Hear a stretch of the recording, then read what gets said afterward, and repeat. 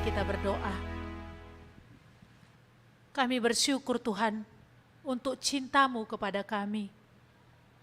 Benar Tuhan, sebenarnya kami tidak layak untuk cinta Tuhan yang begitu besar kepada kami. Karena kami adalah orang-orang yang melawan kepada Tuhan. Orang-orang yang hatinya jauh daripada Engkau.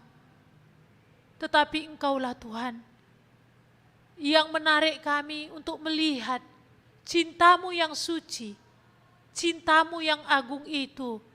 Sehingga itulah yang mengoyakkan hati kami Tuhan. Dan itulah yang membawa kami untuk boleh tunduk kepada Engkau. Untuk boleh meletakkan, mempercayakan hidup kami kepadamu. Kami sangat bersyukur ya Tuhan untuk pagi hari ini. Atas Engkau lagi yang mengumpulkan kami. Baik kami umat-Mu di tempat ini. Dan juga umat-Mu yang sudah menyiapkan diri di depan kamera mereka masing-masing. Tuhan, berkatilah kami. Kami rindu ya Tuhan, supaya lewat firman seluruh ibadah pada hari ini membawa kami akan semakin melihat akan kasih-Mu ya Tuhan. Sehingga kami sendiri juga semakin mengasihi Engkau. Dan jikalau ada di antara kami yang belum melihat kasih-Mu itu besar dan banyak hal yang masih dipegang sehingga tidak bisa melihat pengorbanan Tuhan yang besar itu, kami memohon supaya Roh Tuhan bekerja sehingga segala hal yang menghalangi Engkaulah yang boleh mengangkatnya Tuhan, supaya benar-benar pagi hari ini tiap-tiap orang melihat akan kasih dan keagungan-Mu itu. Terima kasih Bapa.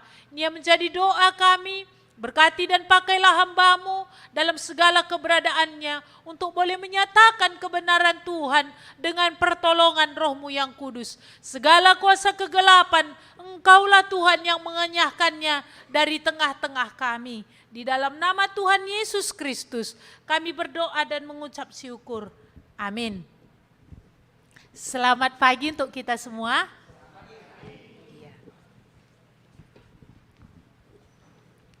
Cuaca sedikit mendung ya, tapi berharap ini tidak akan membuat kita tertidur. Iya, apalagi ngorok gitu ya, karena ganggu nanti sama saudara-saudari kita yang di sebelah. Iya. Mari kita melihat firman Tuhan yang kita akan belajar pada pagi hari ini di sekolah minggu dewasa ini dari Yohanes 3 ayat 1 sampai 7 dan Yohanes 3 ayat 16. Sudah kita dapat, mari kita membacanya secara bergantian. 1 sampai 7 kita bergantian, nanti 16 sama-sama. Ya, saya yang ganjil, Bapak Ibu dan saudara-saudari nanti yang genapnya. Adalah seorang Farisi yang bernama Nikodemus, seorang pemimpin agama Yahudi. Ia datang pada waktu malam kepada Yesus dan berkata, "Rabi, kami tahu bahwa Engkau datang sebagai guru yang diutus Allah, sebab tidak ada seorang pun yang dapat mengadakan tanda-tanda yang Engkau adakan itu, jika Allah tidak menyertainya." Yesus menjawab, katanya, "Aku berkata kepadamu, sesungguhnya jika orang tidak dilahirkan kembali, ia tidak dapat melihat kerajaan Allah." Kata Nikodemus kepadanya, "Bagaimana mungkin seorang dilahirkan kalau ia sudah tua? Dapatkah ia masuk kembali ke dalam rahim ibunya dan dilahirkan lagi?" Jawab Yesus, "Aku berkata kepadamu, sesungguhnya jika seorang tidak dilahirkan dari air dan roh, ia tidak dapat masuk ke dalam kerajaan Allah. Apa yang dilahirkan dari daging adalah daging, dan apa yang dilahirkan dari roh adalah roh. Janganlah engkau heran, karena aku berkata kepadamu, kamu harus dilahirkan kembali." 16 bersama-sama. Karena begitu besar kasih Allah akan dunia ini, sehingga ia telah mengaruniakan anaknya yang tunggal, supaya setiap orang yang percaya kepadanya tidak binasa, melainkan beroleh hidup yang kekal. Ya, mari kita melihat di sini temanya lahir kembali dari roh. Iya. Pelayanan yang dilakukan Tuhan Yesus disertai tanda-tanda mujizat yang sangat menakjubkan banyak orang. Mulai dari rakyat biasa sampai kepada orang-orang penting, yaitu tokoh-tokoh agama. Salah satunya Nikodemus. Nikodemus adalah pemimpin agama Yahudi yang datang menyatakan pengakuannya bahwa Yesus adalah guru yang diutus Allah. Yesus menyatakan satu kebenaran yang sangat penting agar Nikodemus dapat melihat kerajaan Allah, yaitu lahir kembali. Iya. Kita masuk ke pertanyaan pertama. Iya. Apakah pernyataan Yesus atas pengakuan Nikodemus tentang diri Tuhan? Ya. Kalau orang berpikir ya orang-orang miskin dan penuh kesusahan aja yang datang sama Tuhan. Karena nggak tahu lagi jalan keluar. Ya mau apa lagi? Ya satu-satunya ya datang sama Tuhan lah. Nggak ada lagi andalan yang lain begitu ya. Ya. Kalau memang kita lihat juga dari segi jumlah gitu ya, kuantitas, kemungkinan memang banyak yang datang kepada Tuhan itu menengah ke bawah gitu ya. Kalau secara jumlah, ya apakah itu memang karena orang-orang yang menengah ke atas tadi punya benteng-benteng yang kokoh. Namun firman Tuhan katakan dia tidak menyadari sedang berjalan di jalan yang licin. Jadi syukur juga ya banyak di antara kita dulu latar belakangnya miskin-miskin ya. Sehingga itu yang memang bukan hanya miskin saja tapi penuh pergumulan, itu yang membuat kita kemana lagi rupanya datang selain kepada Tuhan. Kepada keluarga langsung ditolak kan begitu. Karena Tuhan sendiri berkata bahwa orang kaya yang banyak temannya. Kalau orang miskin saudara pun menghina ya. Terus terang saya kemudian setelah datang kepada Tuhan akhirnya saya bersyukur kalau latar belakang saya miskin. Kalau tadi cukup semua merasa gak perlu Tuhan. Jadi apa? Mati di dalam kebinasaan. Tertimbun atau terbenam di dalam kekayaan. Iya. Kalau kita lihat tadi di sini yang datang ini siapa? Ini petinggi ya. Ini petinggi di dalam orang Yahudi, yaitu siapa? Nikodemus, yaitu orang Farisi, golongan yang terkenal dan dihormati karena mereka adalah orang-orang yang menaklukkan diri, seperti itulah kira-kira ya, kepada hukum Taurat dan juga memang adat istiadat nenek moyang. Walaupun mereka akhirnya memperketat ataupun menafsirkan secara ketat untuk hal-hal tertentu dari hukum-hukum Taurat itu. Apalagi soal sabat gitu ya. Itu dibuat mereka sampai seketat-ketatnya seperti itu ya. Sehingga banyak kali Yesus menegur mereka tentang pemahaman akan sabat. Seolah-olah sabat itu lebih tinggi daripada belas kasihan. Ya kalau udah sabat gak peduli dengan apapun, hari ini aku untuk Tuhan. Ya mau ada nenek-nenek terjatuh, aku untuk Tuhan. Mataku harus tertuju untuk Tuhan. Seperti itu. Jadi gak ada lagi belas kasihan. Tapi kalau lembunya yang jatuh, nah gak apa-apa lah ya. Kalau lembuku nanti gak ada lagi untuk korban. Nah mungkin gitu kali alasannya ya. Tapi kalau yang lain, nah artinya ada ketimpangan. Keras untuk bagian-bagian tertentu. Kalau dalam perpuluhan, wah kalah sekali kita dari orang Farisi ini. Mereka perpuluhkan sampai dibilang selasih, itu artinya buliran-buliran kecil yang tidak menjadi perhitungan. Artinya yang terkecil pun mereka perpuluhkan. Jangankan uang masuk yang paling kecil pun mereka perpuluhkan. Pengeluaran pun mereka perpuluhkan. Ibaratnya gini, kalau mereka jajan mereka perpuluhkan. Loh, keras sekali ya. Kita pemasukan aja ya, itu pun yang besar-besar. Kan? Kalau yang kecil-kecil, yang kecil-kecil ini kan bonus Tuhan dari perusahaannya itu kan bonus juga lah untuk aku. Itu apakah memang sebuah pembenaran atau bagaimana, atau itu sebagai gambaran hati yang memang tidak total? Nah ini masing-masing lah ya, memeriksa hati sendiri ya. Kalau orang Farisi ini pengeluaran pun mereka perpuluhkan, beli monja gitu ya, 10.000, berapa perpuluhannya? Pengeluaran udah penghasilan diperpuluhkan, pengeluaran pun. Ya, kalau gini gimana? Makanya wajar mereka merasa apa? Kami si salehna, gitu ya. Wajar kalau ada dalam hati mereka yang kayak kami ini loh yang bertuhan. Tapi akhirnya Tuhan tegur ya, bahwa apa? Semuanya itu adalah bentuk-bentuk mengharapkan penghormatan dan pengakuan dari manusia.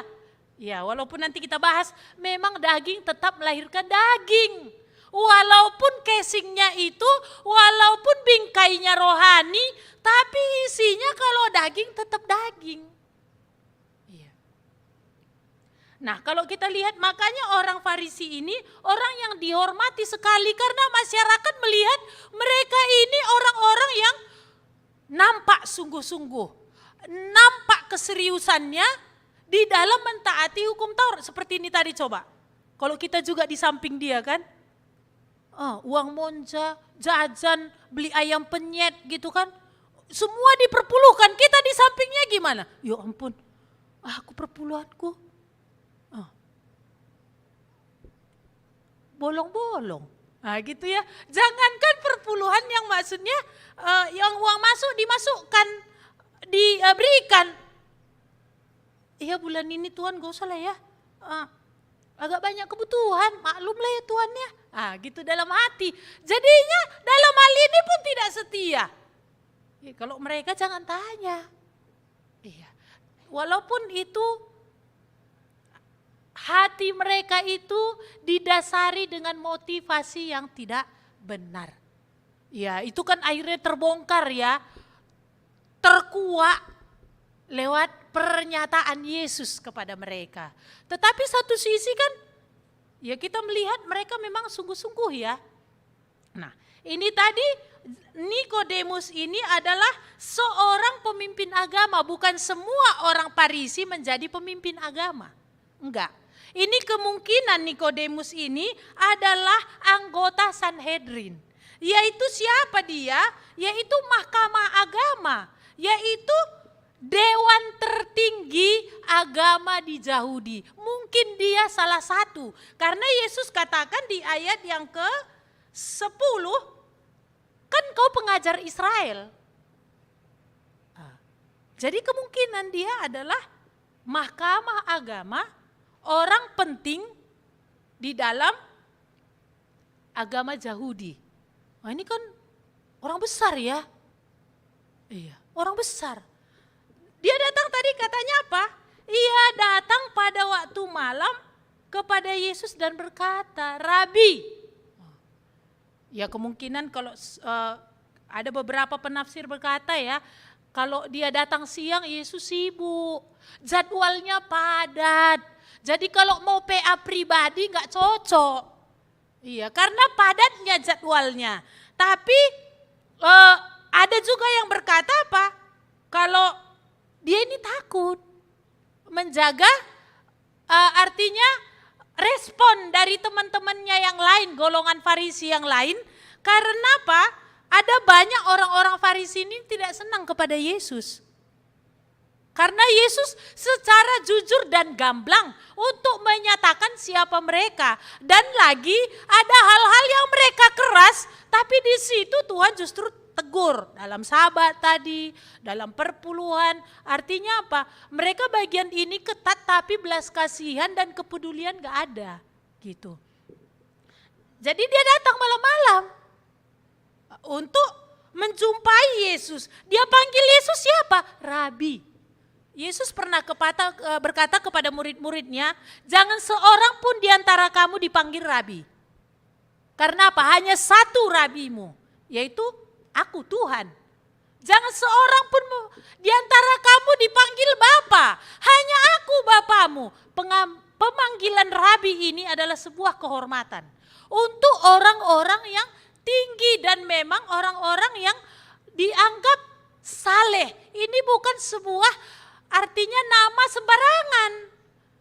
Dia guru loh, dia mahkamah agama, tapi panggil Yesus itu siapa? Rabi.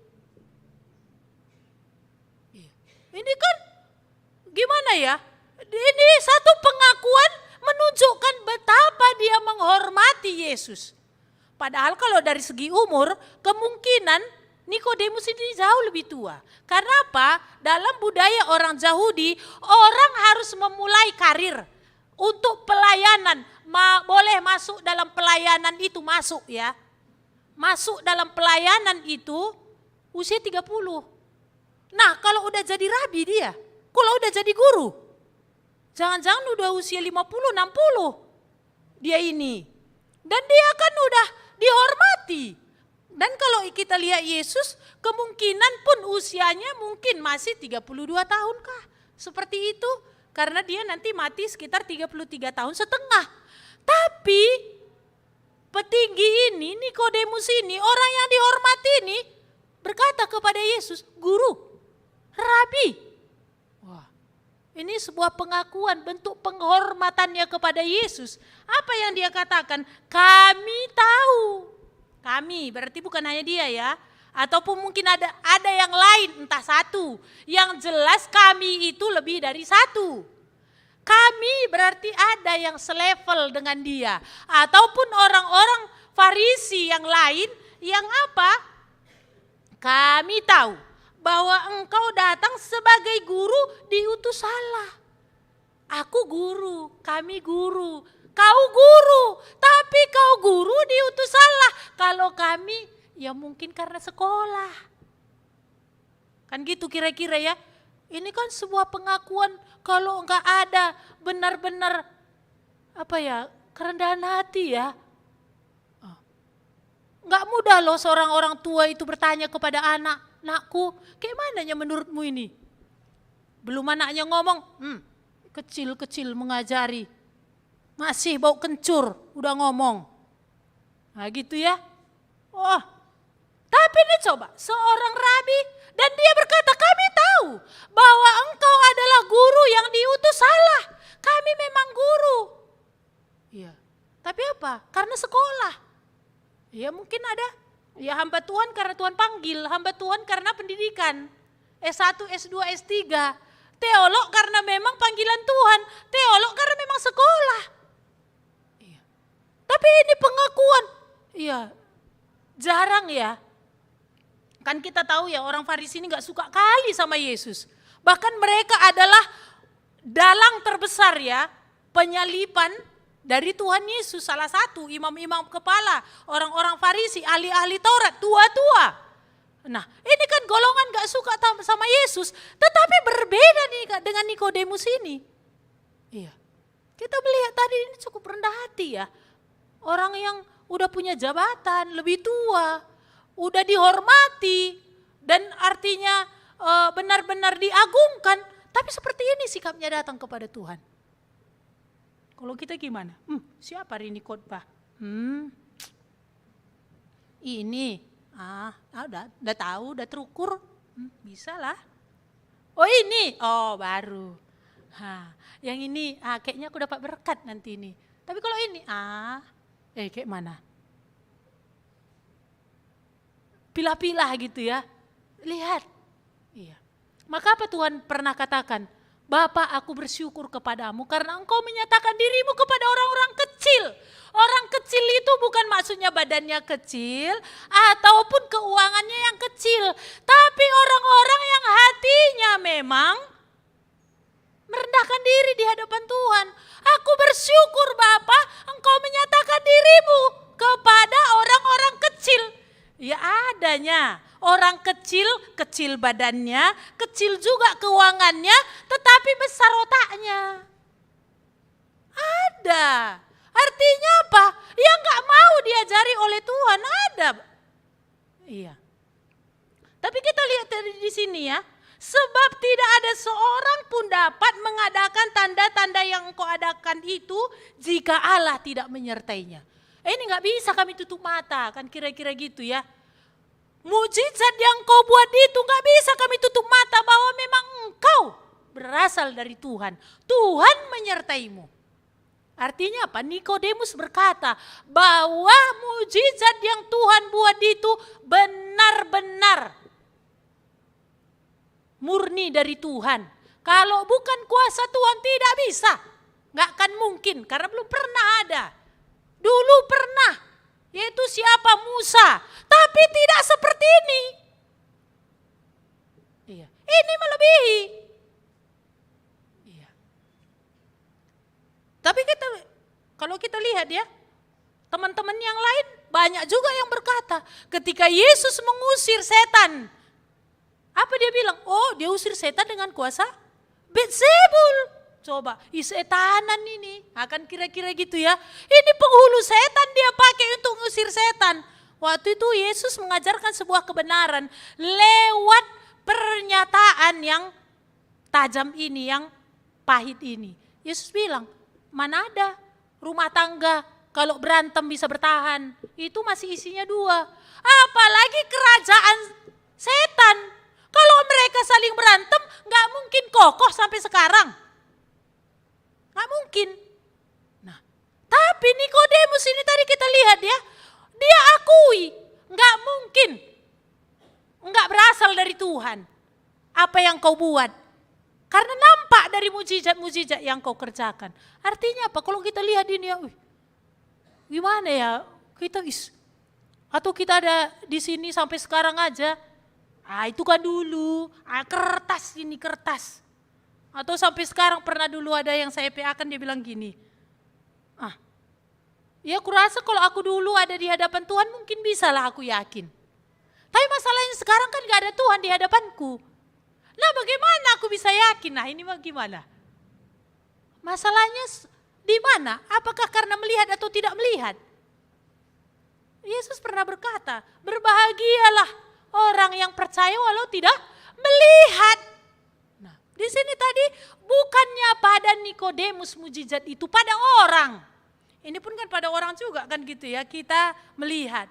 Tetapi Nikodemus mengakui, engkau guru yang diutus oleh Allah. Iya. Ini kan suatu pengakuan yang luar biasa ya. Dari cukup rendah hati seorang guru, seorang petinggi berkata begini. Tetapi kita lihat ya, apa Yesus katakan kepada dia. Kalau orang muji-muji kita, apalagi orang-orang yang muji kita itu agak-agak artinya berpengaruh, itu gimana sikap kita. Yesus apa dia katakan kepada Nikodemus? Yesus menjawab katanya, aku berkata kepadamu, sesungguhnya jika seorang tidak dilahirkan kembali, ia tidak dapat melihat kerajaan Allah. Ini kayak mana ya? Ibaratnya kalau bahasa sederhananya bilang begini ya, aku menegaskan kepadamu, bukan perkataan bahwa perkataan ini benar, ini dalam bahasa sehari-hari gitu ya. Tidak ada seorang pun yang bisa menjadi warga kerajaan Allah kalau dia tidak dilahirkan kembali. Apa enggak terkejut Nikodemus?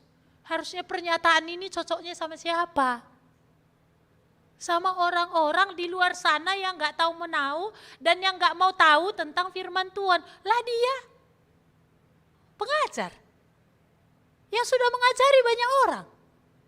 Petinggi dalam agama Yahudi. Tapi Yesus ngomong terang sama dia. Bukan hanya sama dia loh. Tapi kalau di ayat 7 itu kembali lagi tugas Yesus tegaskan. Janganlah engkau heran karena aku berkata kepadamu. Kamu harus dilahirkan kembali. Kata kamu itu di dalam bahasa yang lain itu jamak. Artinya apa? Semua kamu. Semuanya siapa? Semua kamu orang-orang Farisi itu. Kalau kamu tidak dilahirkan kembali, kamu tidak layak melihat kerajaan Allah. Wah, apa gak terkejut? Ya kalau orang sudah muji kita masih berani negur dia. Aduh gak enak kali lah. Baru dipuji lalu ditegur, baru baru kayaknya ini kau Tuhan, inilah kau guru gitu ya. Tapi inilah kemurnian tertinggi itu nampak di dalam pribadi Yesus ini. Bagaimana? Dia menyatakan kebenaran tentang siapa Nikodemus ini. Ini orang serius beragama loh. Tapi Yesus katakan, kamu kalau tidak dilahir kembali, ku tegaskan ya, sungguh-sungguh samamu, kan kira-kira gitu. Kamu kalau nggak dilahirkan kembali, kamu nggak akan lihat kerajaan Allah. Kamu nggak bisa masuk menjadi umat Allah. Loh, yang dikejar orang Farisi kan ini. Mereka pengen menjadi umat Allah. Tapi Tuhan bilang begitu. Iya. Nikodemus nggak bilang ya, balik kanan putar arah pergi, jenakam. Terlalu pahit, terlalu sakit. Ini manusia yang pertama berbicara seperti itu kepada aku. Jenakam. Enggak loh. Nikodemus enggak pergi. Walaupun pernyataan Yesus ini mengejutkan tentu bagi dia. Harus dilahirkan kembali. Artinya apa? Apa yang kau buat? Apa pencapaian-pencapaianmu? Apa yang kau kerjakan hari ini? Apa yang sudah kau lakukan? Gak ada gunanya.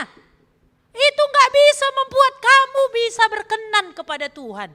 Loh, yang dilakukan Nikodemus itu apa saja? Banyak. Tapi Tuhan bilang, itu gak bisa membuat kamu menjadi umat Allah. Kamu harus lahir kembali. Ini kan kalau kita lihat dari pernyataan Nikodemus ini ya, bagaimana mungkin seorang dilahirkan kembali kalau ia sudah tua? Dapatkah ia masuk kembali ke dalam rahim ibunya? Gak malu dia mengakui ya. Karena ada orang kan udah gak tahu gitu kan, pura-pura tahu, merasa tahu gitu kan, gak mau terlihat gak tahu. Intinya kan gak mau terlihat agak bodoh gitu, gak mau. Jadi berusaha sok tahu, pura-pura tahu. Tapi Nikodemus coba, pernyataannya itu emang bisa? Kalau orang udah tua masuk lagi ke perut mamanya. Anak TK juga tahu ya kalau nggak bisa masuk lagi ke perut mamanya. Tapi coba, beginilah dia mau tahu. Jadi gimana? Kan kira-kira gitu ya. Ya ini membutuhkan kerendahan hati luar biasa. Karena memang dia menempatkan diri, aku mau berguru. Ini guru yang diutus Allah. Dari konsep itulah yang membuat memang hatinya, aku mau diajari. Ini kita bilang Yesus Tuhan ya. Lebih tinggi lagi pun pemahaman kita daripada Nikodemus. Tapi dari sikap kita gimana? Kalau Nikodemus memang sebatas guru yang diutus Allah, tapi dia menempatkan dirinya seperti murid yang memang aku tidak tahu. Ya, kembali lagi Tuhan tekankan ya, soal kelahiran kembali di ayat yang kelima. Jawab Yesus, aku berkata kepadamu sesungguhnya jika seorang tidak dilahirkan dari air dan roh, ia tidak masuk ke dalam kerajaan Allah. Ada 3 kali pernyataan yang sedemikian Tuhan katakan menunjukkan ini mutlak. Ini sebuah keharusan. Untuk bisa masuk kerajaan Allah tidak bisa tidak dilahirkan kembali. Apa artinya dilahirkan kembali? Kita sering dengar ya. Kalau di sini tadi Yesus berkata dilahirkan dari air dan roh. Ini kemungkinan Yesus mengacu kepada apa? Air itu kan hal yang dekat dengan orang Farisi. Mereka ini sangat artinya apa ya? Sangat mementingkan. Di dalam ibadah itu soal pentahiran. Pentahiran bejana-bejana untuk ibadah. Makanya kan pernah Yesus bilang, kamu menyuci artinya panci-panci bagian luarnya, dalamnya kau gak bersihkan. Nah seperti itu, karena ini mereka artinya perhatikan betul. Jadi soal air tentu Nikodemus pahami. Air ini melambangkan soal penyucian, melambangkan soal pembersihan. Dan juga kemungkinan air ini melambangkan tentang baptisan yang dibuat oleh Yohanes Pembaptis. Kan baptisan air. Baptisan air yang dilakukan Yohanes itu adalah baptisan pertobatan. Ya jadi kalau dibersihkan karena kotor. Jadi kalau baptisan Yohanes, baptisan pertobatan, karena orang-orang yang datang itu menyadari kami berdosa di hadapan Tuhan. Dan kami mau datang kepada Tuhan. Jadi di sini tadi kelahiran kembali yang Tuhan katakan itu soal pembersihan. Bukan pembersihan dari air ya, maksudnya ini, air ini adalah untuk sebagai gambaran agar Nikodemus memahami lahir kembali atau lahir baru itu seperti apa. Maksud Yesus tadi dilahirkan oleh Roh. Pembaharuan yang dikerjakan dari Tuhan oleh Roh Kudus. Pembaharuan itu dari hati. Jadi apapun dibuat seperti orang Farisi, ketat dalam perpuluhan, ketat dalam puasa, mereka puasa 2 kali seminggu, ketat soal ibadah-ibadah ini tadi, pentahiran-pentahiran untuk bejana-bejana ini, ada banyak mereka ketat soal Sabat. Tetapi Tuhan katakan apa? Itu semua tidak ada guna, itu semua tidak bisa membawa kamu menjadi umat Allah kalau tidak ada pentahiran dari dalam. Kalau tidak ada pembersihan dari dalam. Dari dalam hati yang satu-satunya yang bisa dikerjakan oleh Allah di dalam Roh Kudus. Ini Tuhan katakan, apa yang lahir dari daging tetap daging, tapi apa yang lahir dari roh adalah roh. Ya kalau kita kembali ke kitab Kejadian ya, manusia kan dicipta dari debu tanah, tapi dihembuskan dengan roh. Jadi ada 2 unsur di sana, unsur jasmani dan rohani. Jadi apapun dilakukan secara jasmani ini, kalau secara rohani belum pernah ada pembersihan dari dosa, nggak bisa. Jadi di sini ya, Tuhan membuat artinya beberapa ilustrasi untuk membawa Nikodemus kepada pemahaman. Yaitu apa? Tuhan buat contohnya, selain tadi yang lahir dari daging hasilnya daging, yang dilahirkan oleh roh hasilnya roh. Yang kedua Tuhan buat adalah soal angin. Lahir kembali itu seperti pekerjaan angin. Angin kita tidak tahu datangnya dari mana, perginya kemana, tapi terasa. Pekerjaan roh Tuhan pun begitu.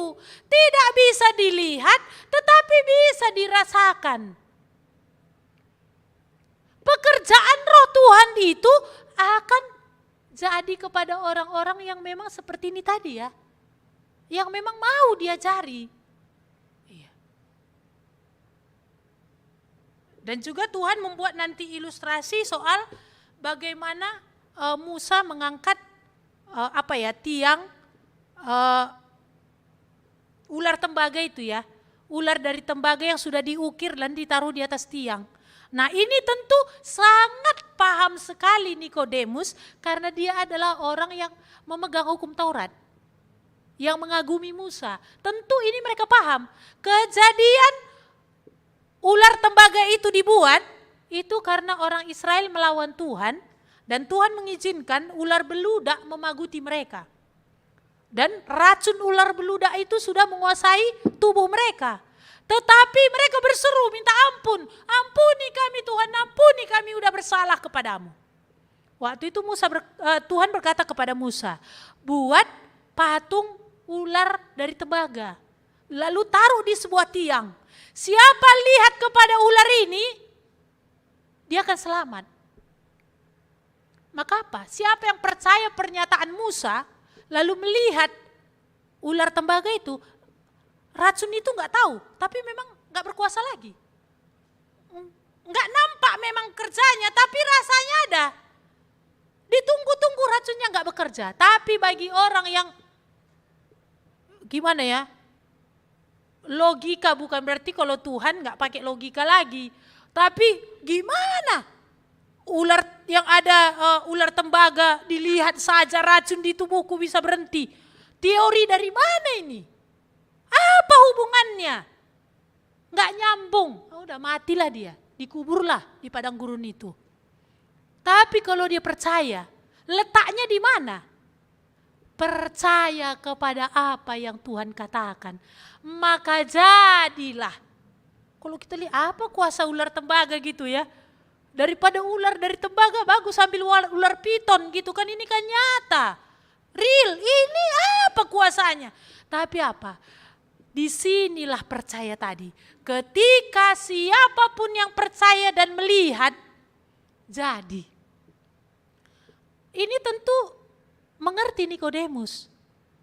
Maka Yesus katakan bahwa apa? Siapapun manusia namanya sudah lahir secara daging dari ayah ibu kita, yaitu kita sebagai keturunan Adam dan Hawa, yang hasilnya adalah daging.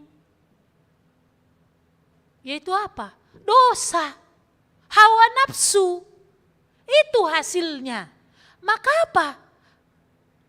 Dengan bermodalkan ini lalu dibungkus hal rohani, Tuhan gak berkenan. Gak bisa masuk menjadi umat Allah. Lalu apa? Harus lahir di dalam roh. Yaitu apa? Pembersihan. Bagaimana Tuhan mengerjakan ini? Kita lihat ayat 16. Karena begitu besar kasih Allah akan dunia ini, sehingga Ia telah mengaruniakan anaknya yang tunggal, supaya setiap orang yang percaya kepadanya tidak binasa, melainkan beroleh hidup yang kekal. Ini dari pihak Allah. Dia mengaruniakan anaknya yang tunggal. Untuk apa? Lewat dialah manusia diselamatkan.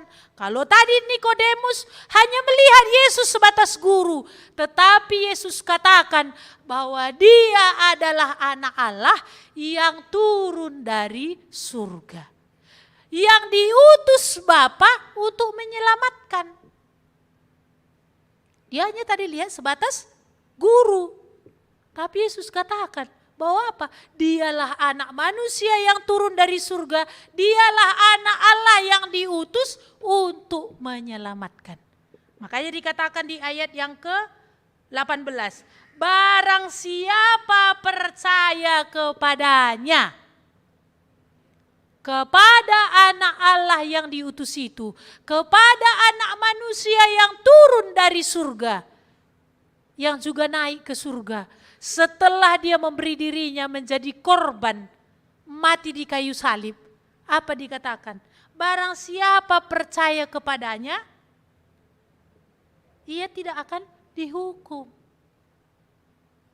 Jadi ini, percaya kepada yang diutus Bapa. Siapa? Anak tunggalnya. Percaya kepada anak manusia yang datang dari surga. Dan yang setelah memberi dirinya mati, naik ke surga. Siapa rupanya manusia datang dari surga, naik ke surga? Elia, Henok, naik ke surga. Tapi tidak turun dari surga. Dan gak turun-turun dari surga sampai sekarang, kan gitu ya. Kan hanya dua ini yang secara fisik total diangkat oleh Tuhan ke surga kan. Selebihnya kan gak ada, tapi gak turun kan. Tapi Yesus anak manusia yang adalah anak tunggal Allah, dia turun dari surga. Memberi dirinya menjadi tebusan atas dosa. Karena dia diutus untuk menyelamatkan. Bagaimana caranya dia menyelamatkan? Dengan memberi dirinya mati di kayu salib. Dan pada hari ketiga dia bangkit. Setelah 40 hari dia menyatakan dirinya kepada murid-muridnya. Dia naik ke surga. Siapa yang percaya kepada dia, orang ini gak akan sesat lagi. Orang inilah yang diterima sebagai umat kerajaan Allah. Dia percaya kepada apa yang Tuhan tetapkan. Kalau orang Farisi, mereka percaya kepada apa yang mereka kerjakan. Inilah orang Farisi. Mereka bersandar kepada apa yang menjadi usaha mereka. Tetapi ini menjadi umat Allah dilahirkan kembali, bersandar dan percaya kepada apa yang Allah kerjakan di dalam pribadi Yesus. Sampaikah kita percaya? Sampaikah kita menerima kalau dia datang dari surga dan kembali ke surga? Dia tidak berdosa, memberi diri menjadi korban atas dosa kita. Nah ini kan pas ya. Iya. Lalu kalau dia naik juga ke surga, siapa yang percaya kepada dia kan gak sesat nanti kan? Kan gak ngawur nanti pulangnya kan? Tapi kalau enggak percaya kepada dia ini kemana nanti? Iya. Maka yang dilahirkan kembali tadi apa? Pembaharuan di dalam roh karena percaya kepada Kristus. Bersandar kepada apa yang Allah kerjakan di dalam Kristus. Bukan lagi bersandar kepada apa yang kubuat, apa yang kuusahakan. Iya. Jadi apakah yang Nikodemus lakukan ketika dia tidak mengerti apa yang Yesus katakan? Dalam ketidakpahamannya, dia terus bertanya. Kalau kita lihat kan nanti Nikodemus kembali lagi tanya. Apa dia bilang? Bagaimana mungkin itu bisa terjadi ketika Yesus membuat ilustrasi tentang angin? Gimana mungkin itu bisa terjadi? Yesus katakan, kau adalah pengajar Israel. Kami, kata Yesus ya. Kami itu dia dan juga mungkin nabi. Kami menceritakan apa yang kami lihat. Mari kita melihat ayat yang ke-11. Sama-sama kita membacanya. Dua-dua ya. Aku berkata kepadamu, sesungguhnya kami berkata-kata tentang apa yang kami ketahui. Dan kami bersaksi tentang apa yang kami lihat. Tetapi kamu tidak menerima kesaksian kami. Adakah kita sampai sekarang ragu dan gak datang kepada Tuhan? Yesus berkata, kami menceritakan apa yang kami lihat. Kami menyaksikan apa yang kami saksikan. Iya. Tapi kamu gak percaya. Ini Nikodemus ya. Pemimpin agama, orang penting di Israel. Beda dengan kita yang di sini ya. Kalau kita yang di sini gak ada lagi ragu ya. Karena memang kita meyakini bahwa Yesus itu saksi mata. Semuanya, Bapa, surga, seluruh hidup. Maka apa? Karena dia saksi mata dan menceritakannya kepada kita, apa lagi yang membuat kita ragu? Untuk semuanya, untuk bagai semua segi. Ya baik di dalam keluarga dia yang bercerita, apalagi yang membuat kita ragu. Ada lagi yang kita saksikan, kayaknya pernyataan Yesus ini tentang istri dan tentang suami kurang pas lah. Kurang ini. Masa begini perintahnya tentang suami dan istri, tentang orang tua kepada anak, tentang anak ke orang tua, kurang pas. Jadi pasnya gimana? Aku bilang kuangka. Ya, gitu. Dia pun gak tahu. Lalu Yesus yang adalah saksi mata. Dia yang adalah Allah itu sendiri. Yang sudah ada dari sejak kekekalan. Yang adalah mencipta dan yang mengerjakan semua hal. Dia yang membentuk rumah nikah dari mulanya. Lalu bukankah dia yang mengerti aturannya? Aturan mainnya. Gimana? Ini cuma Nikodemus ya. Yang di sini enggak ya, di sini enggak ada keraguan. Kalaupun ada keraguan, biarlah kita bersikap seperti Nikodemus. Maka firman Tuhan katakan di dalam Mazmur, Tuhan, aku tidak paham akan hal ini, maka aku seperti binatang bodoh di dekatmu. Sampai engkau memberi pengertian kepada aku. Waktu itu tentang pemazmur yang melihat, loh kok orang yang jahat-jahat itu badannya gendut-gendut, sehat-sehat, makmur-makmur. Kami yang hari ini yang serius beribadah ini sakitlah, ya pas-pasan. Kenapa bukan itu yang dari sekarang dihukum? Kira-kira gitu ya. Protes dia, pemazmur protes. Tapi apa? Makin protes makin gak ngerti, makin protes makin apa ya?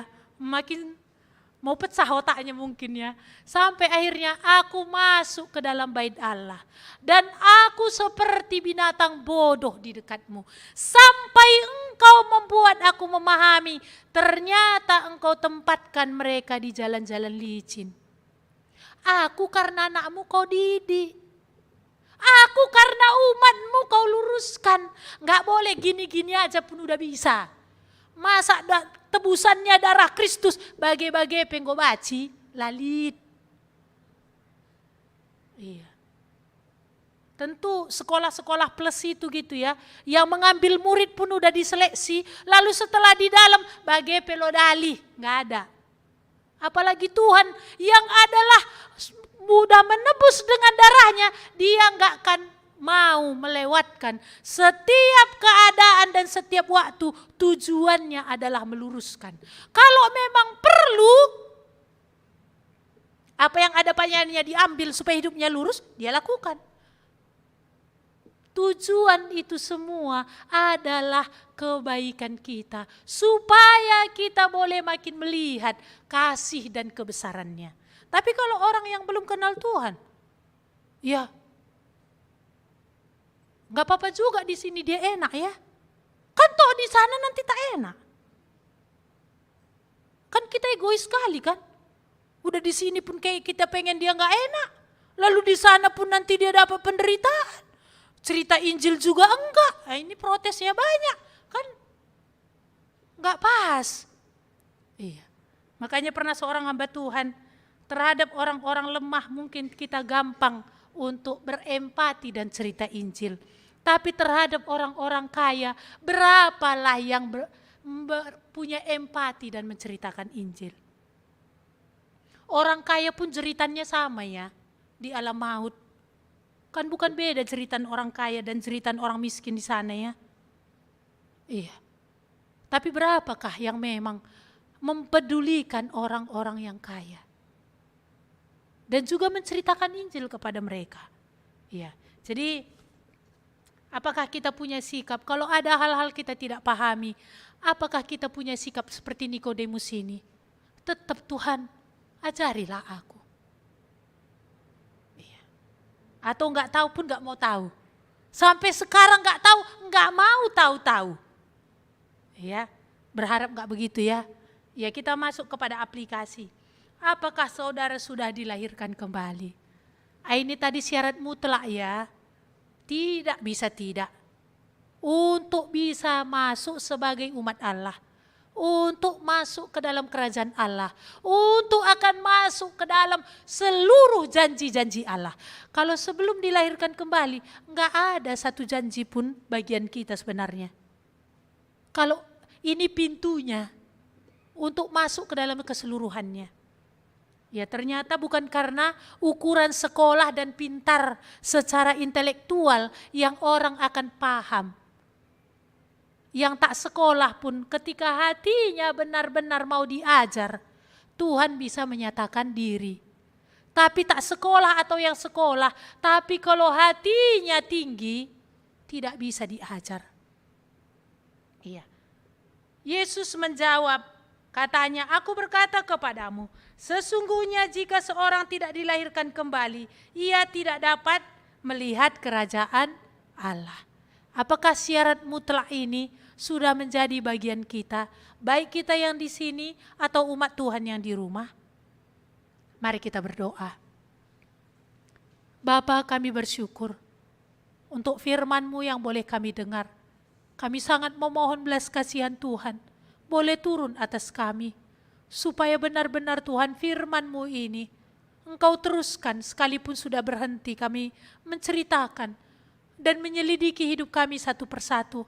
Apakah kami semuanya ini sudah dilahirkan kembali, sehingga sudah menjadi umat Allah yang akan Allah pimpin, yang akan Allah tuntun, yang akan Allah mulai baharui hari lepas hari, sebagaimana yang Engkau mau, untuk nantinya berhadapan dengan muka dengan Engkau di kekekalan yang senang itu.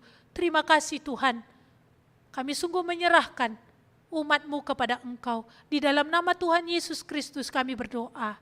Amin.